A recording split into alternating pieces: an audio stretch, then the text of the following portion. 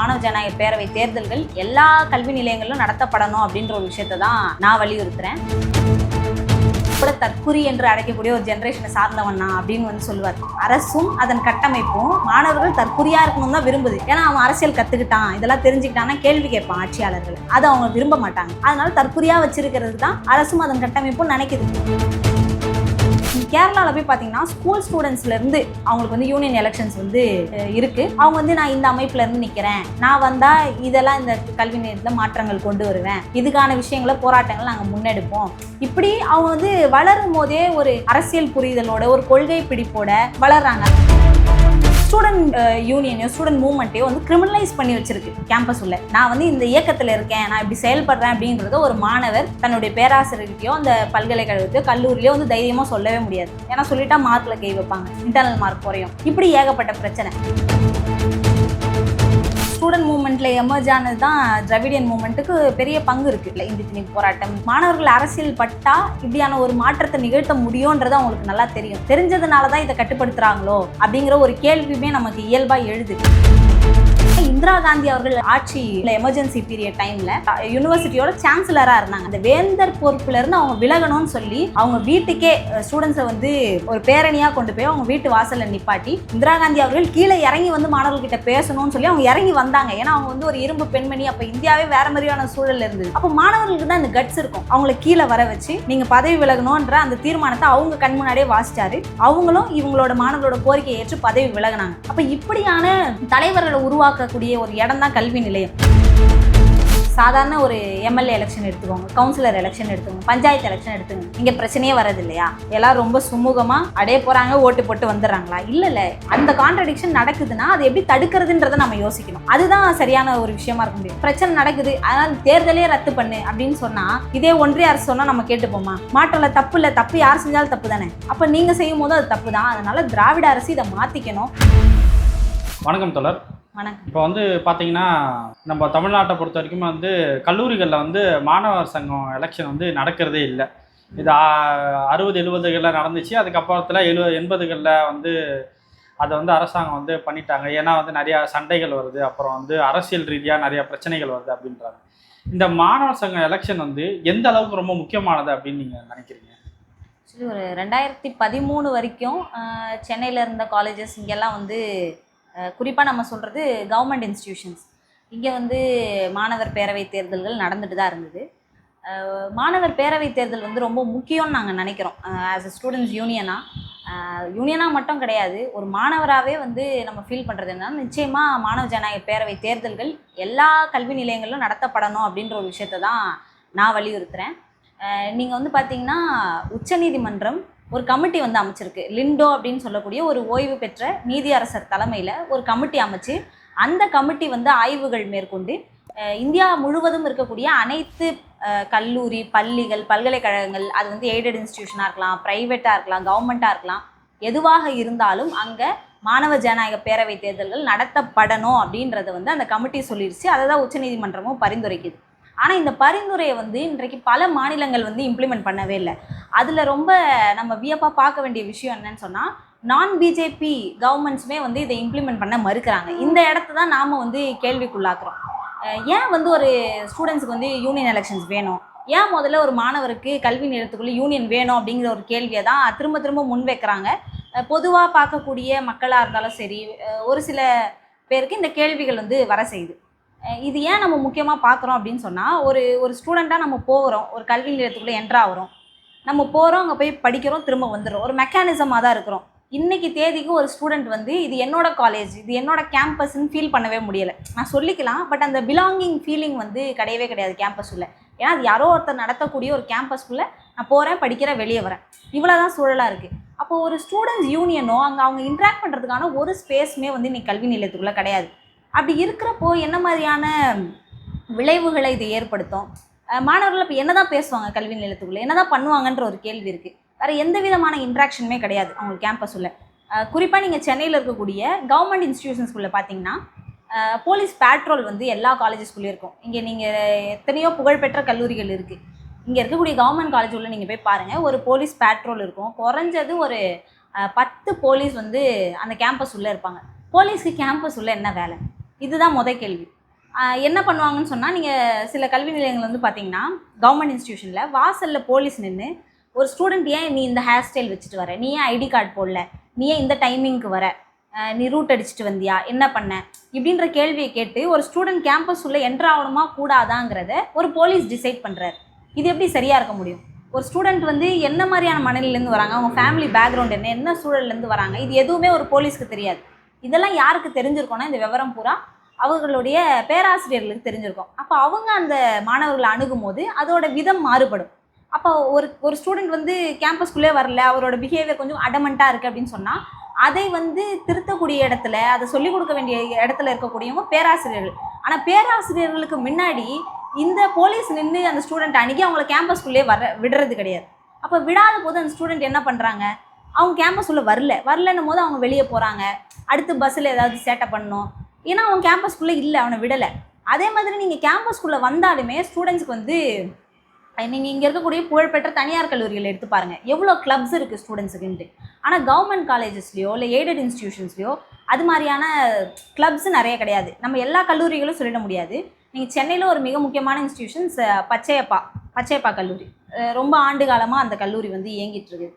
இங்கே போய் பார்த்தீங்கன்னா ஸ்டூடெண்ட்ஸுக்கு பெரிய கிளப்ஸ் கிடையாது. கல்ச்சுரல்ஸ் எல்லாம் ஒவ்வொரு முறையும் ஸ்டூடெண்ட்ஸ் வந்து போராடி தான் அங்கே நடத்தவே வைக்கிறாங்க. அதே மாதிரி காலேஜோட கிரவுண்ட் இருக்கும், அந்த கிரவுண்டை வந்து ஸ்டூடெண்ட்ஸ் வந்து பயன்படுத்த முடியாது. நீங்கள் பச்சைப்பாசுல போய் பார்த்தீங்கன்னா அதை வந்து தனியாருக்கு டெண்டர் விட்டுருக்குறாங்க.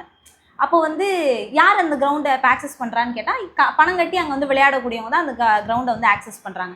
அப்போ ஸ்டூடெண்ட்ஸுக்கு இந்த எந்த ஸ்பேஸுமே கேம்பஸ் உள்ள இல்லைன்னும் போது அவங்க என்ன மாதிரி விஷயங்களை கற்றுப்பாங்க? வெறும் வந்து அகாடமிக்காக படிச்சுட்டு போகிறது மட்டும்தான் ஒரு ஸ்டூடெண்ட் லைஃபான்னு கேட்டால் இல்லை. நீங்கள் ஸ்டூடெண்ட் லைஃப்பில் தான் வந்து பார்த்தீங்கன்னா பல சமூகத்துக்காக சிந்திக்கக்கூடிய மனிதர்கள் உருவான இடம் வந்து ஒரு கேம்பஸாக தான் இருக்க முடியும், ஸ்டூடெண்ட் லைஃபாக தான் இருக்க முடியும். நீங்கள் தமிழ்நாட்டில் இப்போ தகைசால் விருது பெற்ற தோழர் சங்கரையா எடுத்துக்கோங்க. அதே போல் ஜேஎன்யூவில் இது வரைக்கும் எந்த ஒரு அரசியல் கட்சி, எத்தனையோ பேர் வந்து ஜேஎன்யூவில் படித்து போனால் பெரிய ஆட்களாக வருவாங்க, அறிவுஜீவிகளாக மாறுவாங்க, இப்படிலாம் கேள்விப்பட்டிருக்கோம். எத்தனையோ பேர் இன்றைக்கி ஜேஎன்யூவில் படிச்சுட்டு மிக முக்கியமான பொறுப்புகளில் இருக்கிறாங்க. ஆனால் இது வரைக்கும் யாரோடைய உடலுமே இறந்ததுக்கப்புறம் அந்த கேம்பஸ்குள்ளே கொண்டு போய் அந்த ஸ்டூடெண்ட்ஸும் அங்கே இருக்கக்கூடிய பேராசிரியர்களும் மரியாதை செலுத்தின ஒரு நிகழ்வை நம்ம பார்த்துருக்கவே முடியாது. ஒரே ஒருத்தருக்கு தான் செலுத்தினாங்க. அவர் யாருன்னா சீதாராம் யெச்சூரி. அவர் யாருன்னா இந்திரா காந்தி அவர்கள் ஆட்சி அந்த டைமில், எமர்ஜென்சி பீரியட் டைமில் அவங்க வந்து பதவி வைஸ் சான்சலராக, யூனிவர்சிட்டியோட சான்சலராக இருந்தாங்க, வேந்தராக இருந்தாங்க. அந்த வேந்தர் பொறுப்புலேருந்து அவங்க விலகணும்னு சொல்லி அவங்க வீட்டுக்கே ஸ்டூடெண்ட்ஸை வந்து ஒரு பேரணியாக கொண்டு போய் அவங்க வீட்டு வாசலில் நிப்பாட்டி இந்திரா காந்தி அவர்கள் கீழே இறங்கி வந்து மாணவர்கிட்ட பேசணும்னு சொல்லி அவங்க இறங்கி வந்தாங்க. ஏன்னா அவங்க வந்து ஒரு இரும்பு பெண்மணி. அப்போ இந்தியாவே வேறு மாதிரியான சூழல் இருந்தது. அப்போ மாணவர்களுக்கு தான் இந்த கட்ஸ் இருக்கும். அவங்கள கீழே வர வச்சு நீங்கள் பதவி விலகணுன்ற அந்த தீர்மானத்தை அவங்க கண் முன்னாடியே வாசித்தார். அவங்களும் இவங்களோட மாணவர்களோட கோரிக்கையை ஏற்று பதவி விலகினாங்க. அப்போ இப்படியான தலைவர்களை உருவாக்கக்கூடிய ஒரு இடம் தான் கல்வி நிலையம். அப்போ இந்த இடம் எப்படி இருக்கணும்னு சொன்னால், மாணவர்கள் பல்வேறு விவாதங்கள் நடத்தணும். அவங்களுக்கு இது சரியா, அது தப்பா, உன் கருத்து சரியா, என் கருத்து சரியா, இப்படின்னு விவாதிக்கக்கூடிய ஒரு இடமா அது இருக்கணும். ஆனால் இன்றைக்கி கல்வி நிலையங்கள் எப்படி மாறி இருக்குன்னு சொன்னால், ரொம்ப மெக்கானிசமாக நீ போ, வெளியே வா, அங்கே படிக்கிற வேலையை மட்டும் பாரு, நீ படித்து முன்னேறினா நாடு நல்லாயிடும், ஒவ்வொருத்தரும் முன்னேறினா நாடு நல்லாயிடும், இப்படின்ற ஒரு மித்தை வந்து நமக்கு திரும்ப திரும்ப சொல்லிக்கிட்டே இருக்கிறாங்க. எல்லாருமே இது நமக்கு சொல்லி கொடுத்துக்கிட்டே இருக்காங்க. ஆனால் அப்படி ஒவ்வொருத்தரும் படித்து நல்லா அவங்கவுங்க வேலையை மட்டும் பார்த்துக்கிட்டு இருந்தால் இந்த சமூகம் முன்னேறிடுமான்ற கேள்வி முன்னிச்சுன்னா நிச்சயமாக கிடையாது. ஏன்னா அப்படி இந்த சமூகம் இத்தனை நாள் வரைக்கும் எமர்ஜ் ஆகலை. எப்படி பெரியார் வந்து சொசைட்டியை மாற்றினார்? அவருடைய கருத்துக்கள் தானே. இன்றைக்கி தமிழ் சமூகம் இந்த அளவுக்கு மேம்பட்டுருக்குன்னு சொன்னால் அவரோட ரோல் இருக்குது, சிங்காரவேலு தோழருடைய ரோல் இருக்குது. இப்படி பல பேர் வந்து தமிழ் சமூகத்தை முன்னேற்றுவதற்காக பல்வேறு பணிகளை செஞ்சுருக்கிறதுனால தான் இன்றைக்கி மற்ற மாநிலங்களை கம்பேர் பண்ணும்போது தமிழ்நாடு ஒரு அளவுக்கு பெட்டரான சிச்சுவேஷனில் இருக்குது இல்லையா? அதே மாதிரி இன்றைக்கி நீங்கள் சாவித்ரிபாய் பூலே, ஜோதிராவ் பூலே இல்லைன்னு சொன்னால் இன்றைக்கி பெண்களுக்கு எந்த அளவு கல்வி கிடச்சிருக்கும்? இது நம்ம ஒரு பெரிய கேள்வி தான் இல்லையா? அப்போ அவங்கவுங்க படிச்சுட்டு அவங்கவுங்க வேலையை மட்டும் பார்த்துட்டு சமூகத்தில் ஒரு அநீதி நடக்கும் போதோ ஒரு தவறு நடக்கும் போதோ அதை பற்றி நான் கேள்வியே கேட்க மாட்டேன், நான் அமைதியாக இருந்துப்பேன் அப்படின்னு சொன்னால் அதுவுமே ஒரு குற்றம் தான். ஏன்னா நம்ம வந்து அமைதியாக இருக்கோன்னு சொன்னாலே தவறு செய்கிறவங்க பக்கம் நாம் நிற்கிறோம் அப்படிங்கிறது தான், மறைமுகமாக நிற்கிறோன்றது தான் அதோட சென்ஸு. அப்போ ஒரு அநீதியோ ஒரு விஷயமோ நடக்குதுன்னும் போது அதில் நம்ம கேள்வி கேட்கணும், பேசணும். அப்போ வந்து ஸ்டூடெண்ட் கம்யூனிட்டி இது எதுவுமே பண்ணக்கூடாது, நீங்கள் அமைதியாக இருங்க, உங்கள் லைஃப்பை மட்டும் பார்த்துக்குங்க, எல்லாமே சரியாயிடும் அப்படின்னு சொல்கிறது வந்து யதார்த்தத்தில் சாத்தியமே கிடையாது. என் கண்ணெதிர்க்கு ஒரு அநீதி நடக்குது, அப்போ நான் கேள்வி கேட்காம கடந்து போகிறேன்னு சொன்னால் நான் என்ன மாதிரியான மனுஷன்? நம்ம ஒரு உதாரணத்துக்கு சொல்லணும்னு சொன்னால், பாதாள சாக்கடைக்குள்ளே மனிதர்கள் இறங்கக்கூடாதுன்றது சட்டம், கையால் மலம் அள்ளக்கூடாதுன்றது சட்டமாக இருக்குது. ஆனால் மனிதர்கள் இறங்கிட்டு தான் இருக்கிறாங்க, செத்துக்கிட்டு தான் இருக்காங்க தினந்தோறும். நம்ம அதை பார்த்து கடந்து போகக்கூடிய ஒரு மனுஷங்களாக தானே இருக்கோம். நம்மளை அது உறுத்தலைல்ல, அது தப்புன்னு நம்மளை ஃபீல் பண்ண வைக்கல, அதை போய் தடுத்து நிறுத்தணும்னு நம்மளை தோணலைல்ல. ரொம்ப அது சாதாரணமான மனநிலையாக கடந்து போகிறோம். தினந்தோறும் செய்திகளில் பாலியல் குற்றச்சாட்டு, சிறுமிக்கு பாலியல் தொல்லை, இப்படியான நியூஸஸை கேட்டு கேட்டு நம்ம மூளை பழகிடுச்சு. அதுக்கு அது ஒரு ஒரு ஒரு ஒரு ஒரு பயத்தை நமக்கு அது கொடுக்கல, ஒரு பதட்டத்தை அது ஏற்படுத்தலை. நார்மலைஸ் நம்ம வீட்டுக்குன்னு வரும்போது தான் நமக்கு அது பிரச்சனையாக மாறுது. அப்படி இருக்கு இல்லையா? அப்போ நம்ம ஒருத்தன் பாதிக்கப்படும் போது கேள்வி கேட்கலன்னு சொன்னால், நம்ம பாதிக்கப்படும் போது நமக்காக யாருமே வரமாட்டாங்கன்றது தான் உண்மை. அப்போது மாணவர்கள்னு சொன்னால் மற்ற எல்லாரை விடையும் அந்த சோஷியல் கான்ஷியஸ்னஸ் மாணவர்களுக்கு தான் இருக்கும். சுயநலம் பாராமல் போய் ஒருத்தருக்கு உதவி செய்யக்கூடிய குணமோ, யாருன்னே பார்க்காம போய் ரத்தம் கொடுக்கும். அவர் இந்த ஜாதியா, இந்த மதமா, அதெல்லாம் தெரியாது. ரத்தம் வேணும்னு கேட்டால் யார் என்னன்னு தெரியாமல் கூட ஓடி போய் இந்த குணம் யார்கிட்ட இருக்குன்னா இளைஞர்கள்கிட்ட இருக்கும், மாணவர்கள்கிட்ட இருக்கும். அப்போ இதை இன்னும் மேம்படுத்த வேண்டிய ஒரு வேலையை தான் வந்து அரசாங்கங்கள் செய்யணும். அதுக்கான ஒரு ஸ்பேஸ் தான் நாம் என்ன சொல்கிறோன்னா மாணவ ஜனநாயக பேரவை தேர்தல்கள். அப்போ அவங்க என்ன பண்ணுவாங்க, இந்த மாதிரியான அரசு இந்த மாதிரியான கொள்கைகள் கொண்டு வரும்போது இது சரியா தவறா, இதை நம்ம அனுமதிக்கலாமா கூடாதா? இப்போ பாருங்கள், இன்றைக்கி தமிழ்நாடு கவர்மெண்ட் வந்து தமிழ்நாடு ப்ரைவேட் யூனிவர்சிட்டிஸ் ஆக்டை வந்து திருத்தம் பண்ணியிருக்கிறாங்க.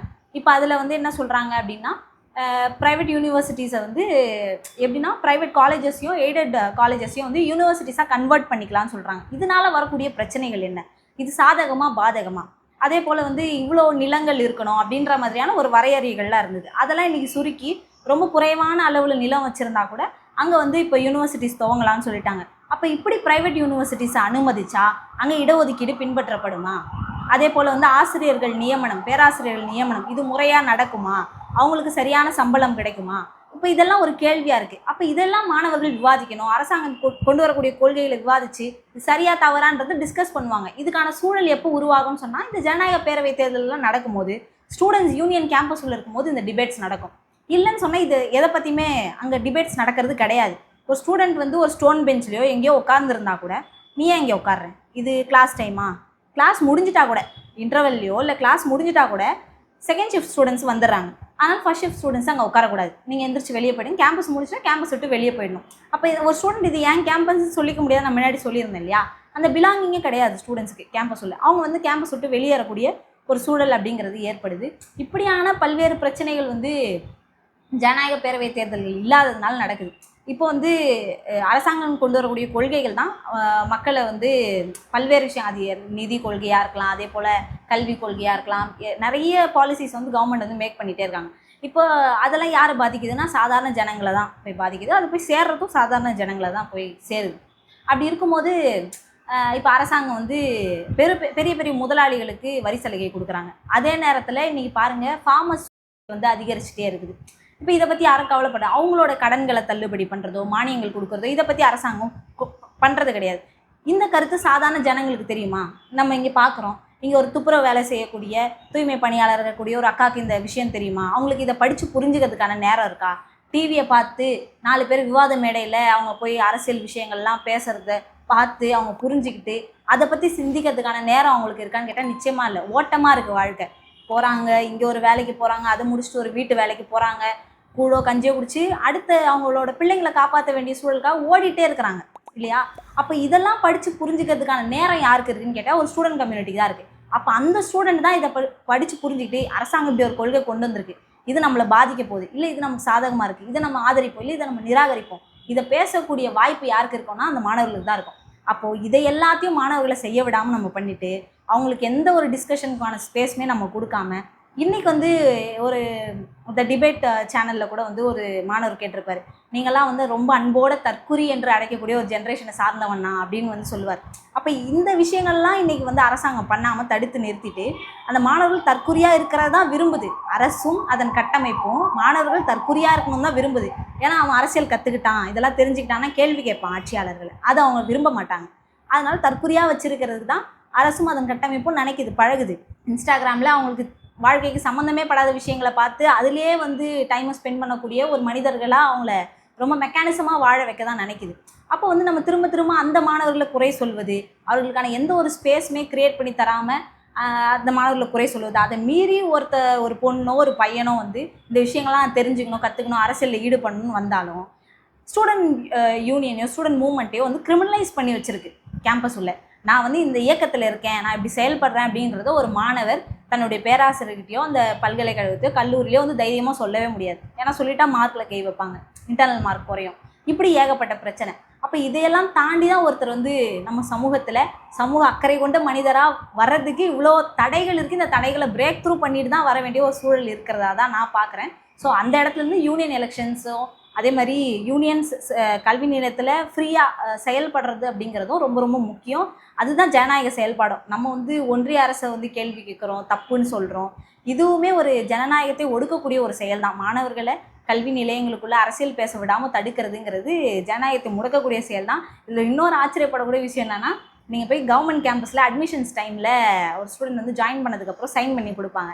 அந்த ஃபார்மை வாங்கி பாருங்கள். நான் எந்த இயக்கத்திலையும் அரசியல் கட்சியிலையும் நான் செயல்பட மாட்டேன் அப்படின்னு சொல்லி சிக்னேச்சர் போட்டதுக்கப்புறம் தான் ஒரு ஸ்டூடெண்ட்டுக்கு அட்மிஷனே கிடைக்குது. ஆனால் இப்போ வந்து தமிழ்நாடை பொறுத்த வரைக்கும் ஒரு திராவிட அரசியல் சித்தாந்தம் கொண்ட ஒரு மண். ஆனால் இங்கே இந்த திராவிட அரசியல் வந்து பெரும்பான்மையாக அன்னைக்கு அந்த காலத்தில் வெடித்தது வந்து பார்த்திங்கன்னா இந்திய எதிர்ப்பு, அது மாணவர்கள் முன்னெடுத்தது தான். அன்னைக்கு இதே மாதிரி வந்து சைன் போட்டு இந்த மாதிரி எந்த இயக்கத்துலையும் பண்ண மாட்டேன்தா இப்போது இன்னைக்கு இத்தனை தலைவர்கள் வந்திருப்பாங்களா? இது வந்து ஒரு ஒரு முரணா இல்லையா? இதை ஏன் அவங்க புரிஞ்சிக்க மாட்டேன்றாங்கன்னு நினைக்கிறீங்க? அதான் ஸ்டூடெண்ட் மூவ்மெண்ட்டில் எமர்ஜ் ஆனது தான் திராவிடியன் மூவ்மெண்ட்டுக்கு பெரிய பங்கு இருக்குது. ஸ்டூடெண்ட் மூவ்மெண்ட்டில் இந்தி திணிப்பு போராட்டம், நீங்கள் சொன்ன விஷயங்கள் எல்லாத்துலேயுமே ஒரு பெரிய பங்கு இருக்குது. அப்போது மாணவர்கள் அரசியல் பட்டா இப்படியான ஒரு மாற்றத்தை நிகழ்த்த முடியுன்றது அவங்களுக்கு நல்லா தெரியும். தெரிஞ்சதுனால தான் இதை கட்டுப்படுத்துகிறாங்களோ அப்படிங்கிற ஒரு கேள்வியுமே நமக்கு இயல்பாக எழுது. ஏன் வந்து ஒரு ஸ்டூடெண்ட் வந்து ஒரு 18 வயசு ஆயிடுச்சு, நான் ஏன் ஒரு அரசியல் கட்சியில் இருக்கக்கூடாது, நான் ஏன் ஒரு இயக்கத்தில் செயல்படக்கூடாது? அதே மாதிரி சங்கம் அமைக்கக்கூடிய உரிமையை எனக்கு இந்திய அரசியலமைப்பு சட்டம் வழங்கியிருக்குது. இப்படி எல்லாருக்குமே சங்கம் அமைக்க உரிமை இருக்குது. ஆசிரியர்கள் சங்கம் அமைச்சிக்கலாம், தொழிலாளர்கள் சங்கம் அமைச்சிக்கலாம், மாணவர்களும் சங்கம் அமைத்து கொள்ளலாம். அவங்களுக்கு எவ்வளோ பிரச்சனைகள் இருக்குது. இன்றைக்கி பாடத்திட்டத்தை மாற்றுறாங்க. அதே போல் வந்து பார்த்திங்கன்னா இன்றைக்கி ஸ்டாஃப் ரெக்ரூட்மெண்ட் கிடையாது கேம்பஸஸில். ஸ்கூலாக எடுத்துக்கலாம், நீங்கள் வந்து காலேஜாக எடுத்துக்கலாம், அங்கே வந்து ஸ்டாஃப் ரெக்ரூட்மெண்ட் கிடையாது. பாதி பேர் ஜிஎல்லாக தான் ஒர்க் பண்ணிகிட்டு இருக்கிறாங்க. ஒரு அசிஸ்டன்ட் ப்ரொஃபஸர் கூட இல்லாத ஒரு நிலைமைங்கிறது பல்கலைக்கழகங்களில் தொடருது. பல்கலைக்கழகங்களுக்கு ஃபண்டு இல்லாமல் இன்றைக்கி வந்து மூடக்கூடிய, ரொம்ப மூடுற தருவாய்க்கு போகக்கூடிய ஒரு நிலையில் இருக்குது.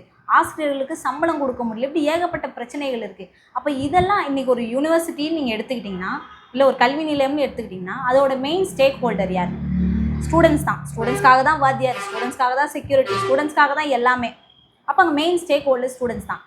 அங்கே வந்து ஒரு பாடி இருக்கும், சிண்டிகேட், செனட் இப்படின்ற ஒரு பாடி இருக்கும். இந்த பாடியில் நீங்கள் போய் பார்த்தீங்கன்னா ஸ்டூடெண்ட் ரெப்ரசன்டேஷன் ஒருத்தர் கூட இருக்க மாட்டாங்க, ஒரே ஒரு மாணவர் கூட இருக்க மாட்டாங்க. ஒரு கல்வி நிலையமே ரன் ஆகுறது ஸ்டூடெண்ட்ஸ்க்காக தான். ஆனால் ஏன் அந்த ஸ்டூடெண்ட்ஸ் அதில் ஒரே ஒரு ரெப்ரசன்டேட்டிவ் கூட சேர்த்துக்கல?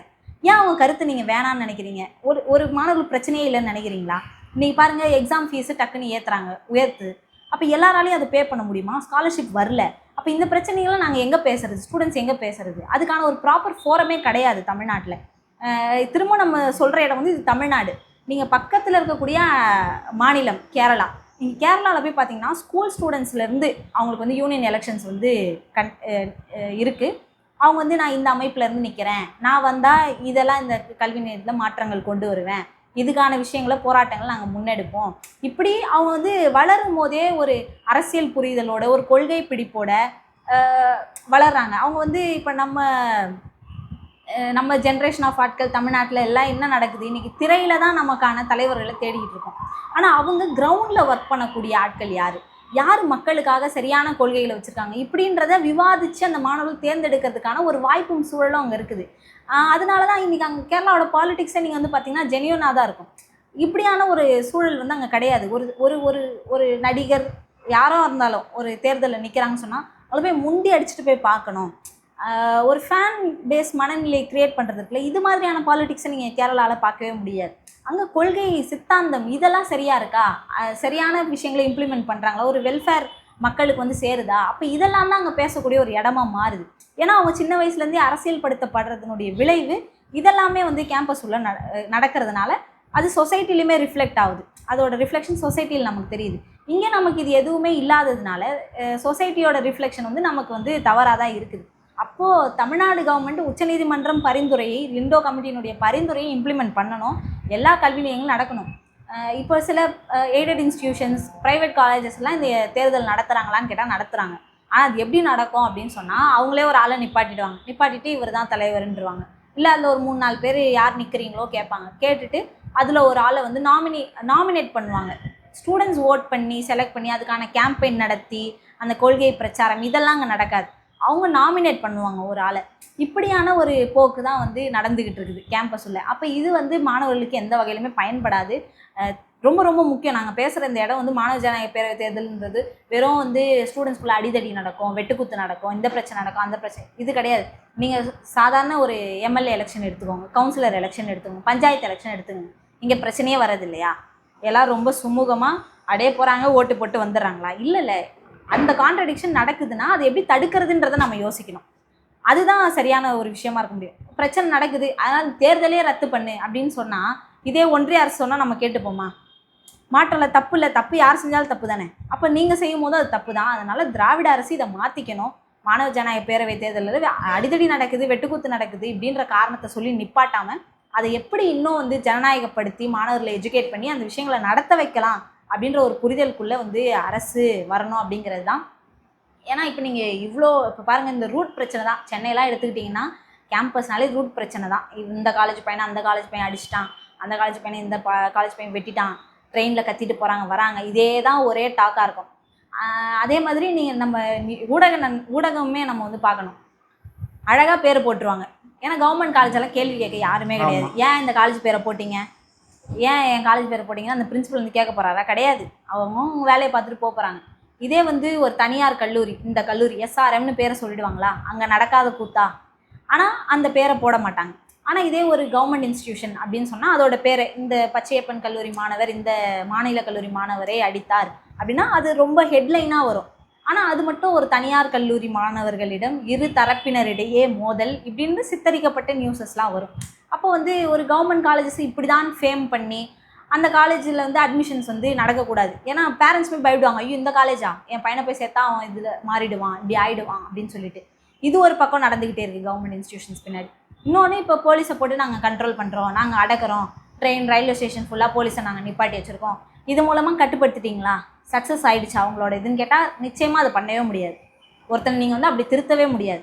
அப்போ எது மூலமாக இதை சரி பண்ண முடியும்னு கேட்டால் திரும்ப வந்து நம்ம அவங்களுடைய பண்பை மேம்படுத்துவது மூலமாக தான். அது நீங்கள் எங்கே திரும்ப வச்சு மேம்படுத்துவீங்கன்னு கேட்டால் கேம்பஸில் அவங்களுடைய செயல்பாடுகளை அதிகரிக்கிறது மூலமாக மட்டும்தான். அவங்கள வெவ்வேறு கிளப்ஸில் இன்வால்வ் பண்ணுறது, ஸ்போர்ட்ஸில் அவங்களோட விஷயங்களை இன்வால்வ் பண்ணுறது. அதே மாதிரி அவங்க இந்த மாதிரியான தேர்தலெலாம் நடக்கும்போது நீ சரியாக இருக்கியா, நான் சரியாக இருக்கேனா, இது தப்பு இது ரைட்டு, ஒரு மாணவர்களே கூடி அவங்களுக்கான பிரச்சனைகளை தீர்வு காண்றது, அது குறித்து பேசுறது, இந்த உரையாடல்களை நடத்தினால் மட்டும்தான் இந்த பிரச்சனைகளை தீர்க்க முடியுமே கண்டி. ஒரு 4 போலீஸை வெளியே போட்டாலும் இந்த பிரச்சனையை தீர்க்கவே முடியாது. இன்றைக்கி வரைக்கும் நடந்துட்டு தானே இருக்குது. அதே மாதிரி இன்றைக்கி இன்னொரு முக்கியமான விஷயம் போதை பழக்கம் மாணவர்களிடம். அப்போ இதே மாதிரி கேம்பஸ்குள்ளே இந்த மாதிரியான செயல்பாடுகள்லாம் வரும்போது அவங்களே தடுத்து நிறுத்துவாங்க. நான் ஒரு பேரவை தலைவராக இருக்கேன்ப்பா, என் பீரியடில் இதெல்லாம் இருக்கக்கூடாது இந்த கேம்பஸுள்ள. அப்போ ஒரு மாணவர்களே ஒரு லீடர்ஷிப் குவாலிட்டிக்கு வரும்போது அவங்க தங்களை வந்து ஒரு அடுத்த கட்ட ஸ்டேஜுக்கு டெவலப் பண்ணிக்கும் போது அவங்களோட பண்புலேருந்து எல்லாத்துலேயுமே மாற்றம் ஏற்படும். அதை தான் நாம் திரும்ப வலியுறுத்துகிறோம். அப்போ நீங்கள் போய்ட்டு ஆன்டி ட்ரக் கேம்பெயின்னு சொல்லிட்டு ஒரு போலீஸை கூப்பிட்டு வந்து மைக்கில் வச்சு பேச விடுறதுனால மட்டும் இது நடக்க போகிறது கிடையாது. இப்போ வெவ்வேறு செயல்பாடுகள் நம்ம என்கரேஜ் பண்ணிக்கிட்டே இருக்கணும் கேம்பஸ் உள்ள. அப்போ தான் வந்து மாணவர்கள் ஒரு சரியான ஒரு பாதையை நோக்கி போவாங்க அப்படிங்கிறது தான் நான் நினைக்கிறேன். இப்போ அதே மாதிரி இப்போ நான் என்னோட புரிதலில் வந்து கேட்குறேன். இப்போ வந்து பார்த்திங்கன்னா இப்போ அரசு கல்லூரிகள்லேயே வந்து நந்தனம், பச்சையப்பாஸ், பிரசிடென்சி காலேஜ் இவங்களுக்குள்ள வந்து ஒரு இந்தியா பாகிஸ்தான்ன்ற மாதிரியான ஒரு பகைன்ற அளவுக்கு அது பகை, ஏன் அந்த பகை எதுக்குன்னே தெரியாமல், ஆனால் வேற ஒரு காலேஜ். இப்போது இன்கேஸ் ஒரு வேளை வந்து இப்போ எடுத்துக்காட்டால் எஸ்எஃப்ஐயே இருக்கட்டும். இப்போ வந்து பச்சையப்பாஸில் எஸ்எஃப்ஐயில் வந்து அதாவது மாணவர் சங்கம் எலெக்ஷன் அது நடந்து ஒரு மாணவர் சங்க தலைவராக இருக்கார். அதே மாதிரி எஸ்எஃப்ஐ அந்த மாதிரி ஒவ்வொரு காலேஜில் இருக்கும்போது பட்சத்தில் இந்த காலேஜோட பகைன்றது அப்போ இருக்காது தானே. ஸோ அந்த மாதிரி இல்லாமல் போகிறதுக்கான வாய்ப்பு நிறையா இருக்குல்ல. அப்போ ஒன்றா இணைஞ்சு வேலை செய்கிறதுக்கான வாய்ப்பு நிறையா இருக்கும்ல. ஸோ அப்போ அரசாங்கம் வந்து இதை வந்து தடுக்கிறதுக்கான இது என்ன? இப்போ வந்து நீங்கள் இப்போ இந்த ஸ்டூடெண்ட் செலெக்ஷனை நடத்தியே ஆகணும் அப்படின்ட்டு இப்போ எஸ்எஃப்ஐலேருந்து உங்களோட முன்னெடுப்பு நீங்கள் என்னென்னலாம் பண்ணிக்கிட்டு இருக்கீங்க? அதாவது இப்போ நாங்களுமே இதை தான் வலியுறுத்துகிறோம். இப்போ ஒவ்வொரு கேம்பஸ்லுமே வந்து ஸ்டூடெண்ட்ஸ் வந்து எது சரி எது தப்பு நம்ம பண்ணுறது கெத்துன்னு நினச்சிட்டு பண்ணக்கூடிய ஒரு இடம் தான். அது கெத்தே இல்லை அப்படின்றது வந்து அவங்களுக்கு ஒரு புரிதல் ஏற்படுத்தணும்னு சொன்னால் அதுக்கான எஜுகேஷன் கிடைக்கும் போது அவங்களுக்கு ஆட்டோமேட்டிக்காக அந்த புரிதல் வந்துடும். நீங்கள் ஒரு போலீஸை போட்டு அடித்து அவங்கள வந்து ஒரு 2 நாள் ஜெயிலில் உட்கார வச்சு ரிமாண்ட் பண்ணுறது மூலமாலாம் இதை வந்து இந்த மாற்றத்தை கொண்டு வரவே முடியாது. அப்போ இந்த கல்ச்சரை உடைக்கணும்னு சொன்னால் நம்ம இன்னொரு ஆல்டர்னேட் கல்ச்சரை சொல்லணும். அப்போ அந்த இடத்துல தான் எஸ்எஃப்ஐ வலியுறுத்துது. நம்ம வந்து வேறு செயல்பாடுகள் மூலமாக இதை கொண்டு போவோம், வெவ்வேறு கலை நிகழ்ச்சிகள் நடத்துவோம், அதே மாதிரி கேம்பெயின் பண்ணுவோம் அப்படின்றதெல்லாம் தான் நாம் சொல்கிறோம். அப்படி வரும்போது மாணவர்களிடையே ஒரு ஒற்றுமை ஏற்படும்.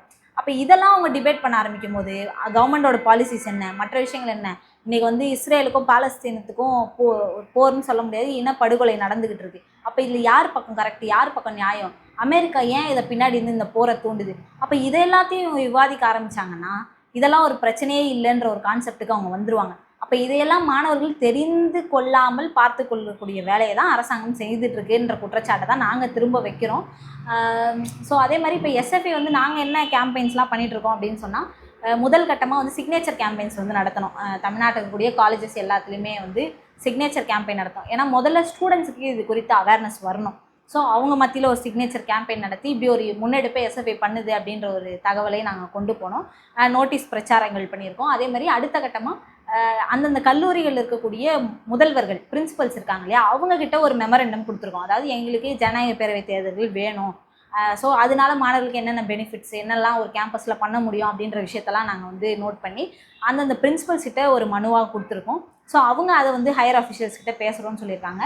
அதே மாதிரி நம்ம வந்து இங்கே கல்லூரி கல்வி இயக்குநரகம் இருக்குது, அங்கேயும் நாங்கள் அடுத்து மனு கொடுத்துட்டு அடுத்த கட்ட போராட்டங்கள், இயக்கங்கள் இதுக்காக வந்து திட்டமிட்டிருக்கோம். அப்படிங்கிறது தான் அரசுக்கு இதன் மீது ஒரு கவனம் வரணும். இப்போ இது குறித்தான டாக்ஸ் வந்து அதிகமாக இருக்குது. ஸோ மாணவர்கள் மத்தியிலுமே அதிகரிச்சிருக்குது. இதை தான் நம்ம விரும்புகிறோம். இந்த கேம்பெயின் தான் நாங்கள் எதிர்பார்த்தது.